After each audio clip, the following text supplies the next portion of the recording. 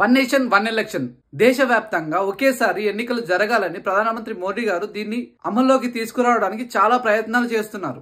ఈ జమిలీ ఎన్నికల వల్ల ప్రయోజనాలు ఏంటి? చాలా వరకు అనవసరమైన ఖర్చులను తగ్గించుకునే సదుపాయం కలుగుతుంది. అలాగే ప్రతి ఎన్నికల సమయంలో అధికారుల సమయాన్ని చాలా వృధా చేస్తుంది. దాన్ని మనం వేరే విధంగా వాడుకోవచ్చు. దేశవ్యాప్తంగా ఎన్నికల కోడ్ ని ఒకేసారి అమలు పరిచేటట్టుగా ఉంటుంది. ఒకసారి అక్కడ ఒకసారి ఇక్కడ కాకుండా జమిలీ పద్ధతి వల్ల ఓటింగ్ శాతం చాలా పెరిగే అవకాశాలు ఎక్కువగా ఉన్నాయి. దీని అమలు కోసం లోక్సభలో 362 ఓటింగ్ పద్ధతిని ఈవీఎస్ పద్ధతిలో చేద్దామని చెప్పి అనుకున్నారు. కాకపోతే అక్కడ ఆమోదించకపోవడంతో దాన్ని స్లిప్ల రూపంలో అందరూ వారి ఓటునైతే వినియోగించుకోవడం జరిగింది. అందులో బీజేపీ గ్రూప్ 263 ఓట్లను గెలవగా రాజ్యసభలో 164 మంది జమిలీకి వ్యతిరేకించారు.